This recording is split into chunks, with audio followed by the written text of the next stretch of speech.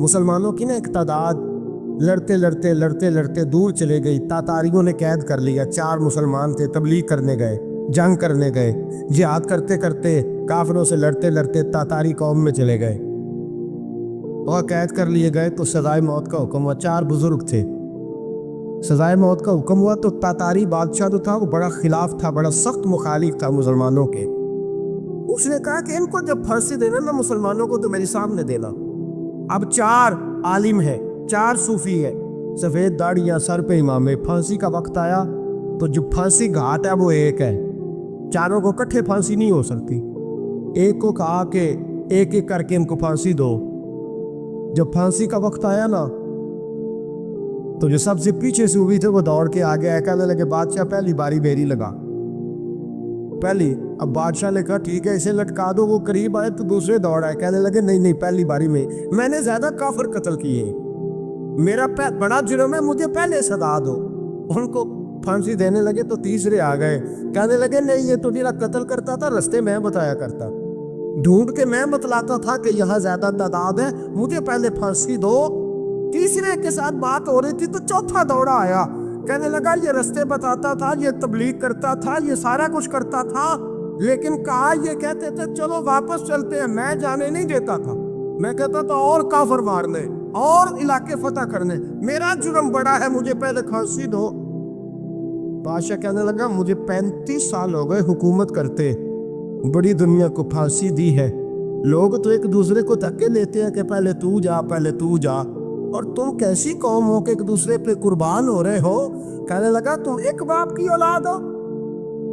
جاگ رہے ہیں آپ لوگ؟ تاتاری بادشاہ, کافر بادشاہ, اسلام کی مخالفت کرنے میں ایک باپ کی اولاد ہو کا نہیں, ایک قبیلے کے رہنے والے ہو کا نہیں, ایک ملک کے رہنے والے ہو نہیں. اس نے کہا رشتہ کیا ہے, تمہارا رشتہ کیا ہے؟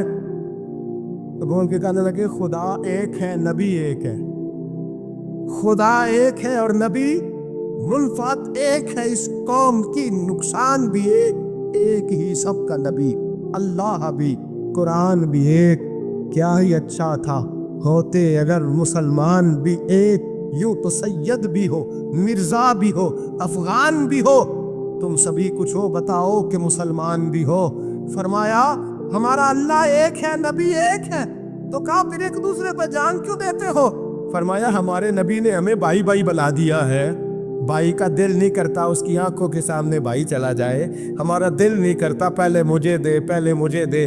بادشاہ کہنے لگا تمہارا جذبہ مجھے متاثر کر گیا, جاؤ میں تم چاروں کو آزاد کرتا ہوں, تمہیں آزاد کرتا ہوں. میرے دوستو یہ رنگ تھا, دیکھے نا, یہ اس دھرتی نے نظام دیکھا نا, اس فلک نے پہلی بار دیکھا, اس زمین نے پہلی بار. میرے حضرت فرمایا کرتے تھے زمین تڑپ کے روئی, اس نے پہلی دفعہ دیکھا. حضرت ابو عبیدہ بن جراح نے میدان بدر کے اندر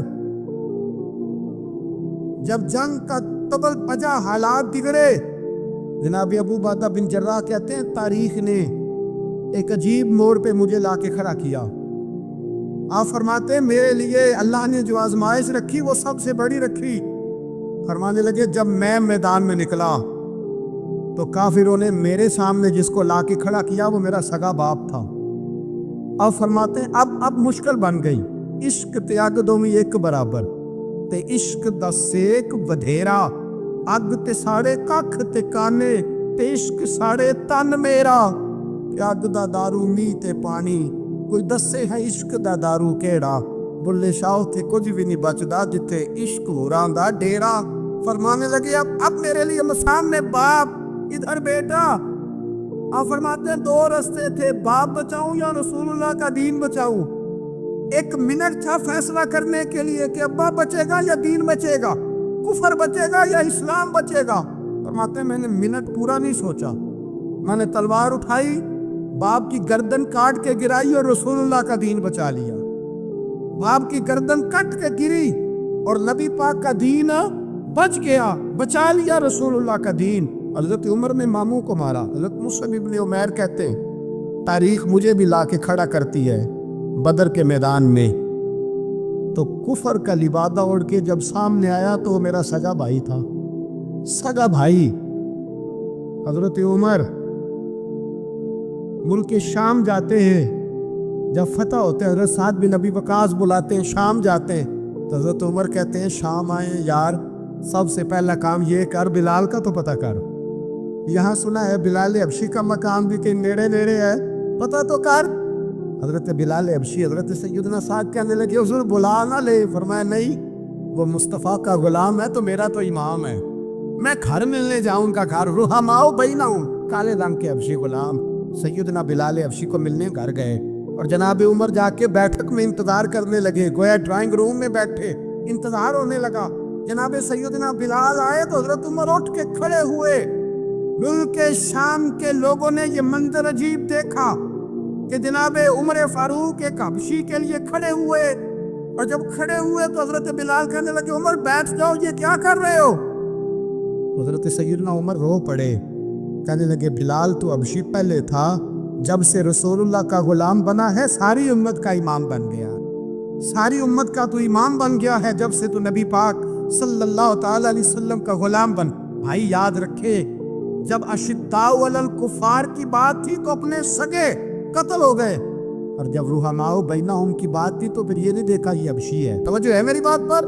جاگ رہے نا آپ لوگ؟ ادھر دیکھیں، پھر یہ نہیں دیکھا کہ یہ حبشی ہے، یہ رومی ہے، یہ کون ہے، پھر یہ دیکھا کہ یہ رسول اللہ کا غلام ہے صلی اللہ ہو۔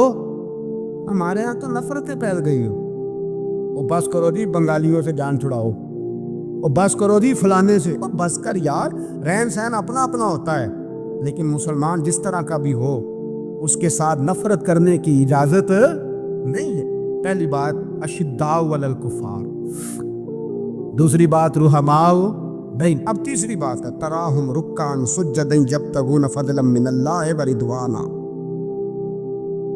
میں نے شروع میں بات کی تھی نا کہ اگر خانہ کعبہ میں 40-50 لاکھ حاجی مل کے دعا ہی مانگ لیتا، دعا ہی مانگ لیتا مل کے تو کمال ہو جاتا۔ حضرت ابو بکر صدیق رضی اللہ تعالیٰ عنہ سے کسی نے پوچھا تھا بدر میں فتح کیسے ہوئی؟ اب بھی مسلمان کہتے ہیں نہیں جی کیسے لڑے گے جی، ہمیں اپنا بڑا مسئلہ ہے۔ یہ کمزور لوگوں کی باتیں، کمزور جو خدا والے ہوتے ہیں ان کی یہ سوچ نہیں ہوتی، یہ آرزو کرم اور میں آپ سے کروں، یہ بھیک اس کو جیتیے جس کا خدا نہ ہو۔ یہ کمزور لوگ ہیں، کہتے ہیں نہیں کیسے ہوگا، کس طرح ہوگا، جن کو پتا ہو کہ ہماری غیبی طاقت ہے ہماری۔ حضرت ابو بکر صدیق رضی اللہ تعالیٰ پوچھا جناب بدر میں کیسے جیت گئے؟ تلواریں زیادہ تھی، نیزے زیادہ تھے، کہ آپ کو جاسوسی زیادہ تھی، پتہ زیادہ تھا کہ یوں قابو آئیں گے کافر؟ تو ابو بکر صدیق فرمانے لگے نہ نیزوں سے جیتے نہ تلواروں سے جیتے، ہم جو بدر میں جیتے ہیں تو مصطفیٰ کی نمازوں سے جیتے ہیں، ہمیں جو بدر میں کامیابی ملی تو رسول اللہ کی دعاؤں کی برکت سے ملی۔ فرمانے لگے کافر ساری رات شرابیں پیتے رہے، ساری رات وہ ناچ گانے میں مصروف رہے، اور میں حضور کے خیمے میں موجود تھا، نبی پاک ساری رات نماز پڑھتے رہے، ساری رات حضور نماز پڑھتے رہے، ساری رات اللہ سے دعا کرتے رہے۔ فرمایا صبح جو کامیابی ملی تو یہ مصطفیٰ کی نمازوں کی برکت سے ملی۔ ایک بزرگ کی میں بات سن رہا تھا، وہ کہہ رہے تھے اب نمازیں عبادتیں ریاضتیں بعد میں کرنا، پہلے جہاد کرو۔ کہہ رہے تھے اب نکل کر خانقاہوں سے ادا کا رسم شبیری، عبادتیں ریاضتیں تلاوتیں درود بعد میں ہوگا، پہلے جہاد۔ تو میں نے کہا صاحب بھی عبادتیں تلاوتیں درود ہو کہاں رہا ہے، پہلے وہ جگہ تو بتائیں۔ خانقاہوں پہ تو عرس ہو رہا ہے، سال کے بعد ڈھول لگ رہا ہے۔ وہ جو زمانہ تھا نا کہ خانقاہ شریف پہ شام تک قرآن مجید ختم ہوگا، فجر کے بعد 50,000 درود پڑھا جائے گا، وہاں لوگ آئے ہیں تو وہاں ذکر کرتے کرتے لوگ اس قدر مست ہوئے کہ انہیں ہوش ہی نہیں کہاں کہ کہاں گئے، وہ تو دور ختم ہو گیا۔ اب کہاں ہے خانقاہ میں؟ اب تو نظر نیاز رہ گئی، ختم شریف رہ گیا، عرس پاک رہ گیا، باقی تو معاملہ ختم ہے۔ وہ کہاں گیا معاملہ سارا؟ وہی دعائیں التجائیں شہاب الدین غوری سے پوچھا جناب فتح کیسے ہوئی؟ کہنے لگے خواجہ معین الدین اجمیری کی دعاؤں کی برکت سے۔ فرماتے ہیں بابا دعا مانگتا تھا، ہم جہاد کرتے تھے، اللہ کامیابی دے دیتا۔ بھائی وہ عبادت، وہ ریاضت، وہ مسلمان جو رات کو اپنے رب کو منا لیا کرتا تھا، وہ اپنی عبادت کے زور پر اللہ تبارک و تعالیٰ کی بارگاہ میں آہو زاری۔ حضور نے فرمایا الدعاء صلاح المومن، دعا مومن کا ہتھیار ہے۔ دعا مومن کا بول کے بتانا ہے، دعا مومن کا۔ فرمایا مومن یہ ہتھیار چلا سکتا ہے، یہ ہتھیار کافر کے پاس موجود ہے، حضرت زید بن حارثہ رضی اللہ تعالیٰ عنہ کو نہ پکڑ کے کچھ کافر ان کو پکڑ کے لے گئے تو ایک درخت کے ساتھ باندھ لیا، کہنے لگے تمہیں قتل کریں گے، حضور کے صحابی ہیں رضی اللہ تعالیٰ۔ جب کافر آپ کو قتل کرنے لگا نا تو انہوں نے درخت کے ساتھ اچھی طریقے سے ٹانگیں باندھ لی، ہاتھ باندھ لیے، گردن باندھ لی، کہنے لگا بلا اپنے رب کو۔ تو حضرت زید رضی اللہ تعالیٰ عنہ فرمانے لگے میں تو شہید ہونے کو تیار تھا، لیکن تو نے آزمانے کا پروگرام بنایا تو ٹھیک ہے، میں پھر بلانے لگا ہوں اپنے رب کی مدد کو، اے اللہ مدد فرما۔ اس نے اتنی دیر میں تلوار نیام سے نکال لی، اے اللہ مدد فرما۔ اس نے جب تک دونوں ہاتھوں میں تلوار سونت لی، اے اللہ مدد فرما۔ جب تیسری بار آپ نے یہ کہا تو اس نے تلوار اٹھائی، کہا اللہ مدد فرما۔ حضرت زید رضی اللہ تعالیٰ عنہ کہتے ہیں جب چوتھی بار میری زبان سے لفظ نکلے، کافر کے ہاتھ میں تلوار تھی پر گردن بھی اس کی کٹ کے نیچے گر گئی، گردن کٹ کے اسی وقت نیچے گری۔ مجھے کسی نے کھولا، نہ مارنے والا نظر آیا، نہ گردن کاٹنے والا نظر آیا، نہ مجھے کھولنے والا۔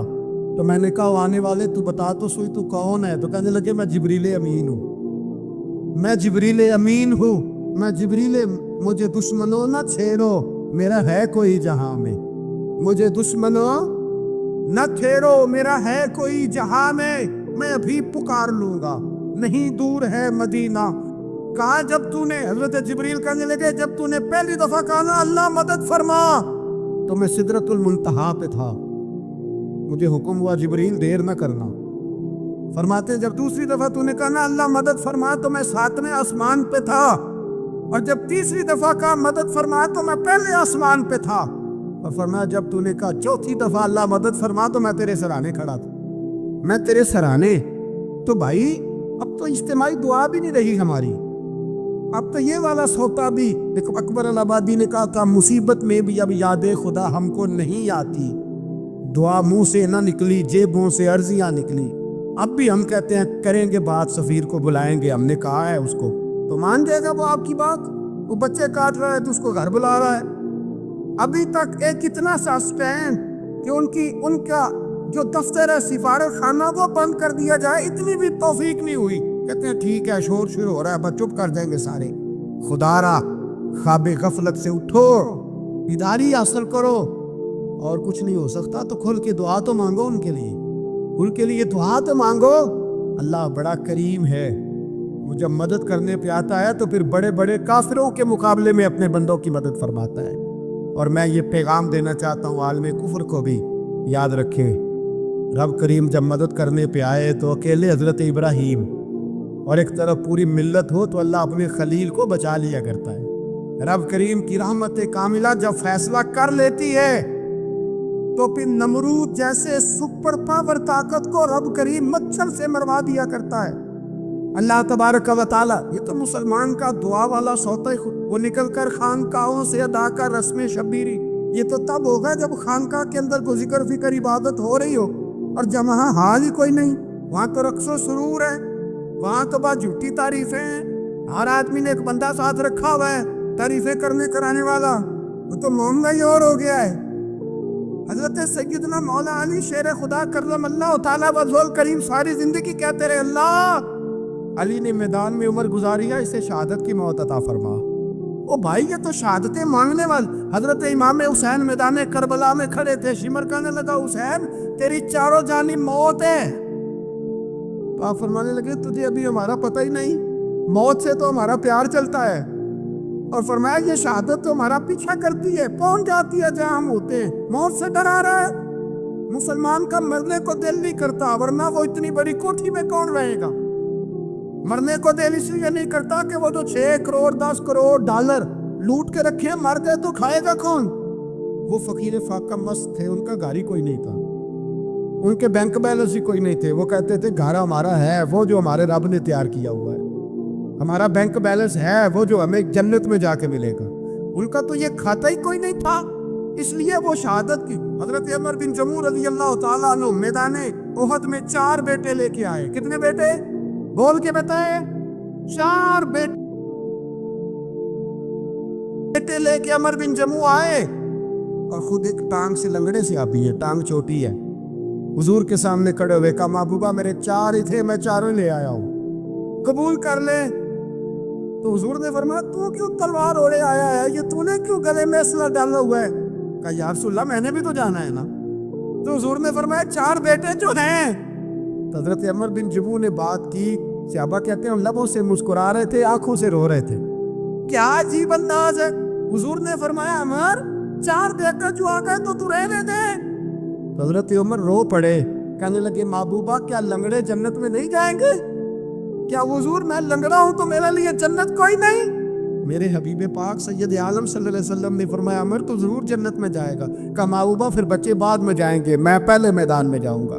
مسلمان کی سوچ کے خلاف ہے یہ بات, یہ قرآن کی فکر کے خلاف ہے کہ اپنی فکر کرو.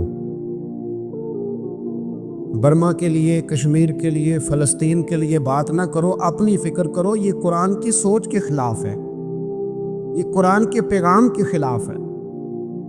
اس لیے کہ اگر صرف اپنی بات ہوتی تو آمنو اور عاملوا الصالحات پہ بات ختم ہو گئی ہوتی, پھر بات آگے نہ چلتی. جب کہا گیا وتواصوا بالحق, حق بات کی تلقین کرنی ہے. اگر بات صرف اپنی ذات کی ہوتی تو ٹھیک ہو گیا تھا, نماز پڑھی, روزہ رکھا, حج کیا, ختم ہو گئی.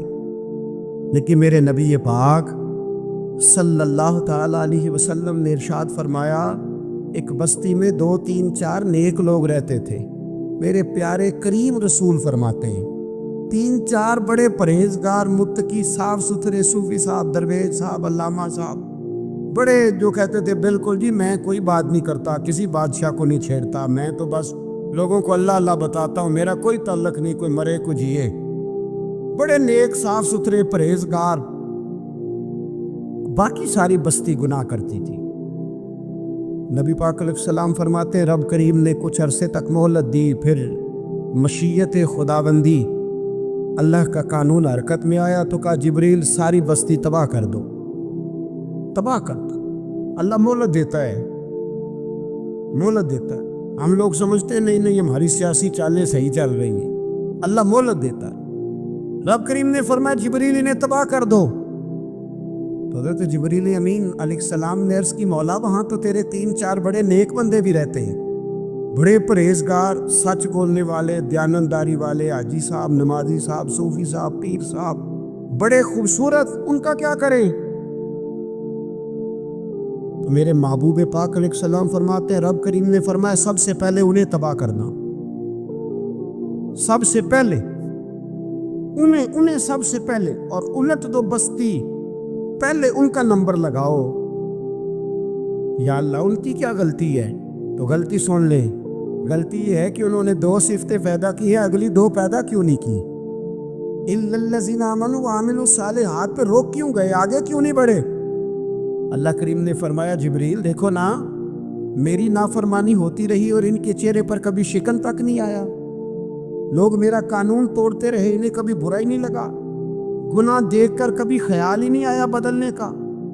میرے بھائی امت مسلمہ اپنے لیے تو آئی نہیں دنیا میں. نبی پاک کی اس لیے تھوڑے آئے تھے کہ پیسے کمائیں, دنیا داری کریں, جھوٹ سچ ماریں اور رخصت ہو جائیں, بچے پیدا کریں. یہ کام تو ہندو, سکھ, بدھ مت سارے کر رہے ہیں. تو فقط اس کام کے لیے تھوڑی آیا ہے. کنتم خیر امت اخرجت للناس, اللہ فرماتے ہیں میرے محبوب کے غلاموں تم بہترین امت ہو, میں نے تمہیں امتوں کے بھلے کے لیے پیدا فرمایا ہے, تمہیں لوگوں کی امامت کے لیے دنیا میں بھیجا ہے.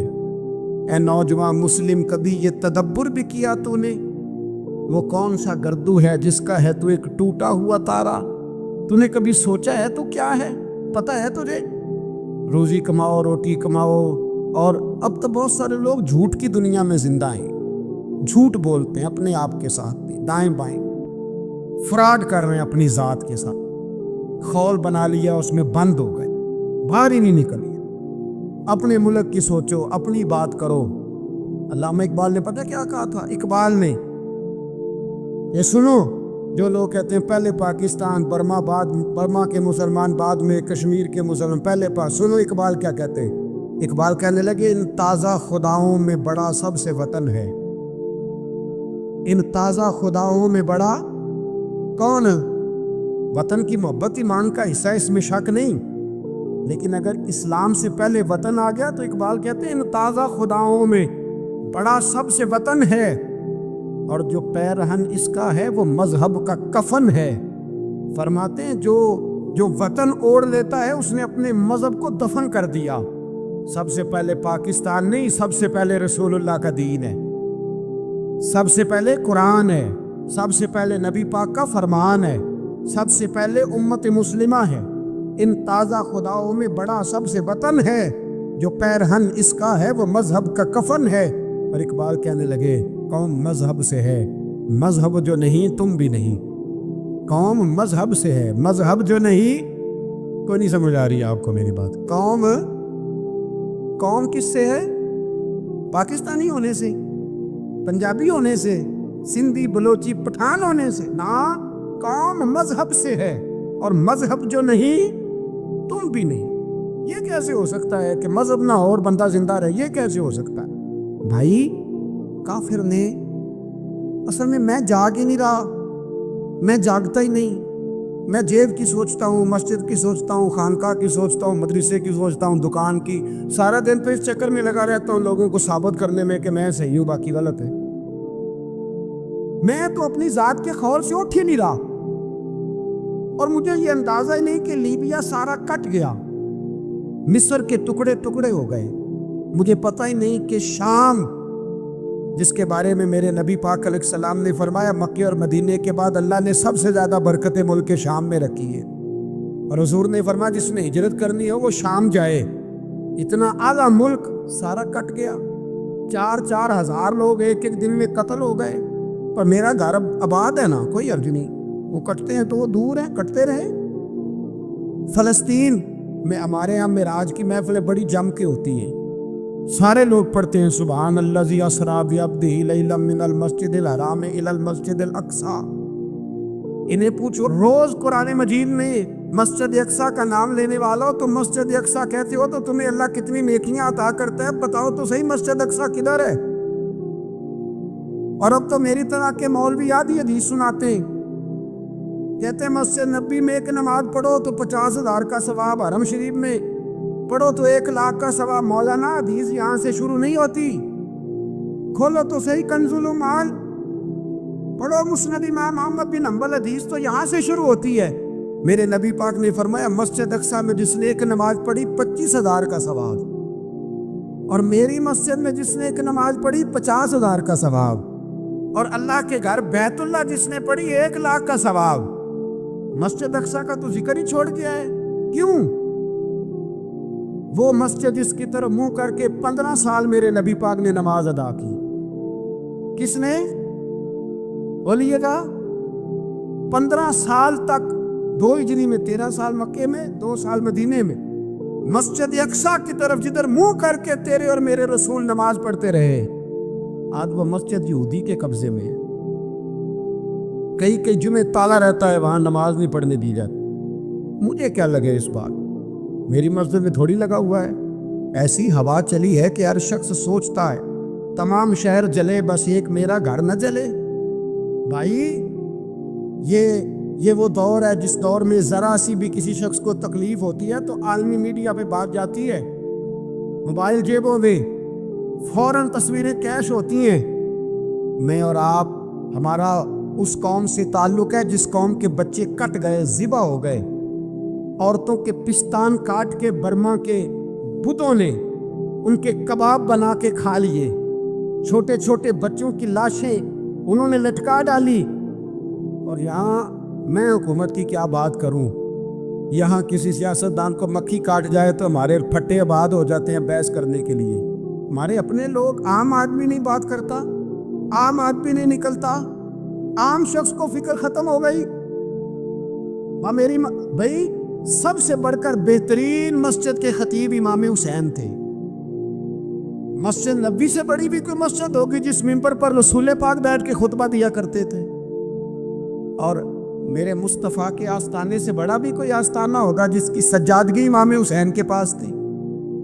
کہتے ہیں ہمارا کیا تعلق، ہمیں کیا لگے، جو مرضی ہوتا پھرے۔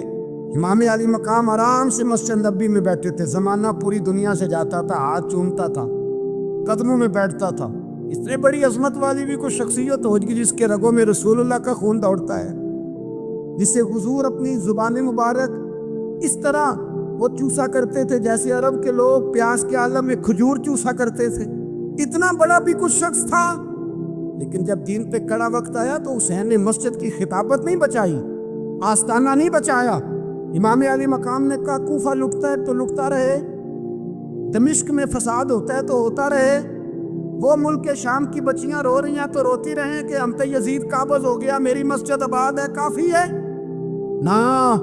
امام حسین نکلے اور نکل کے کہنے لگے جنت البقیع والی جگہ پہ کھڑے ہو کے، یا رسول اللہ میں جا رہا ہوں اور آپ کے لیے جا رہا ہوں، اس لیے کہ مجھے اس شام کو بچانا ہے جس شام میں رسول اللہ کا کلمہ پڑھنے والے لوگ بستے ہیں، مجھے کوفہ، دمشق، مصر کے لوگوں کو بچانا ہے۔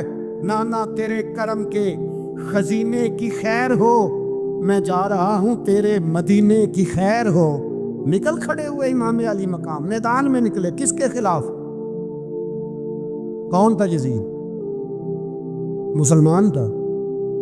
اس وقت تک تو سب نے مسلمان لکھا ہے، جس نے کافر کہا شہادت امام حسین کے بعد کا جرم کیا تھا؟ میری گردن جھک جاتی ہے جب میں یہ بات کرتا ہوں، ایمانداری سے کہہ رہا ہوں، جوش خطابت نہیں، میری گردن جھکتی ہے جب میں یہ لفظ ادا کرتا ہوں۔ امام علی مقام اس شخص کے خلاف نکلے، سارے خطبے امام حسین کے پڑھ کے دیکھو۔ امام حسین نے فرمایا یزید شرابی ہے، شرابی مسلمانوں کا حکمران ہو سکتا؟ آپ نہ بولیں بے شک، پر بات تو سچی ہے نا۔ امام حسین نے فرمایا شرابی کو ووٹ دیا جا سکتا؟ فرمایا رنڈیوں کا ناچ دیکھتا ہے جو مجرے دیکھے، جو رنڈیوں کے ناچ دیکھے وہ مسلمانوں کا حکمران ہو سکتا؟ امام حسین میدان میں نکلے اور 18 سال کے علی اکبر سے لے کر 6 مہینے کا علی اصغر دے دیا، لیکن شرابی کو برداشت، بے حیا کو برداشت تو میں کیسے کرتے؟ دوستی قاتل سے بھی، مقتول سے یارانہ بھی، اپنی جیب سے فلیکس سے چھپوا کے ظالموں، جابروں، بدماشوں کو ووٹ دیتے ہو۔ امام حسین کو تیری دیگ کی ضرورت ہے جو تو 10 محرم پہ پکاتا ہے، چاولوں کی ضرورت ہے جو تو نے 9 محرم کو پکائے، ان کو اس بریانی کی عادت تھی جو تو نے پکائی ہے۔ میرے گھر میں فلاں MNA MPA صاحب آ گئے تھے، امام حسین کے گھر کے اندر یزید نے پیغام بھیجا، اس نے کہا جیسے کہو گے کر لوں گا، جتنے پیسے کہو گے دے دوں گا، جتنی مسجدیں کہو گے بنوا دوں گا، جتنے ادارے کہو گے تعمیر ہو جائے، مجھے نہ چھیڑو۔ آپ نے فرمایا نا، مسجد مدرسے اس وقت آباد رہتے ہیں جب حکمران صحیح ہوتے ہیں، اور جب حکومتیں غلط ہوتی ہیں تو پھر مساجد آباد۔ اور آج دین نبی دا وانگ یتیمہ رووے تے کو لاوے کہ آکھے میں کتھوں لبا عمر بہادر، میں کتھوں لبا عمر بہادر جڑا مینوں سینے لاوے